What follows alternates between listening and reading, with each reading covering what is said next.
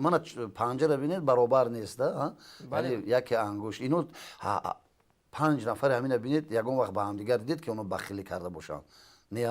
ягон бахилӣ надорад якҷо кор мекунанд гарчанде яке хурд яке бузург яке бори яке ғавс бошад неки зиндагӣ бояд ҳамин бошад оиладорӣ ҳамин бошад не ки ҳама вақт дониш яъне савод дар оила лозим аст як пирамард як писар доштааст масалан ҳозир мактабо 11 сола буд он вақт мактаб 10 сола буд 13 солда ҳамун қаҳрамони ман ки шаши беда 4-5 сол хондагӣ ҳастум ку инам ҳамун мактаби ибтидоӣ як 13 сол тамом мекунад ягон ҳарфа навишта наметавонад хонда наметавонад ҳатто дар бораи дигар номи худша навиштан тамоман хулас як илоҷ мекунанд аз мактаб ҷавоб метиҳанд аз байн чанд моҳ мегузарад ҳамин бача гум мешавад ин мусафид мегӯяд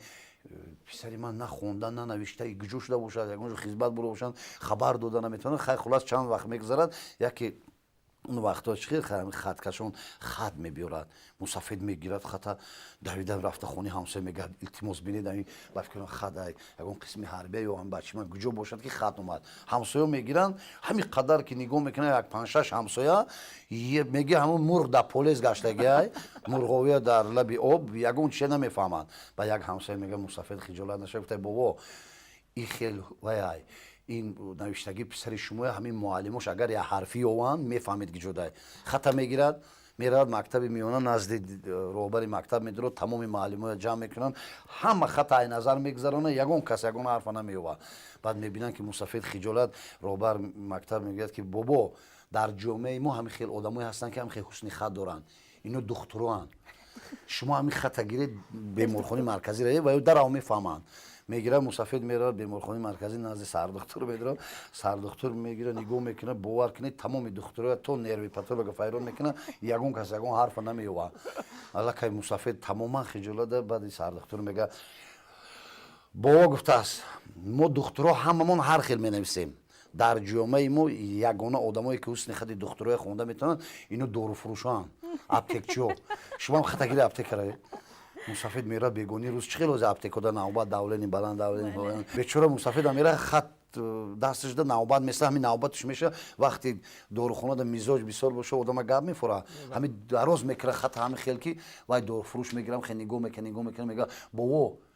این داروی شو در خطای میشه ولی آوردگی نیست تشکر زیاد برای چنین یک لطیفه خیلی هم جالب و زیبا. برنامه نور رفتن مسعود جو سلام علیکم. برنامه رو آغاز من میفهمم شما آغاز میکنه که همینجا وقتی که میگن که در بین دو گل یک خورهوز یک برگر نگاه که طرفا در بین دو خور یک گل نشسته است چی میشود که هم بانوی عزیز آغاز کرد عاقبتش خوب میشود خلاص یعنی نصیبا آغاز کند ما انجام نه فقط شما خفه نشید دختر عزیز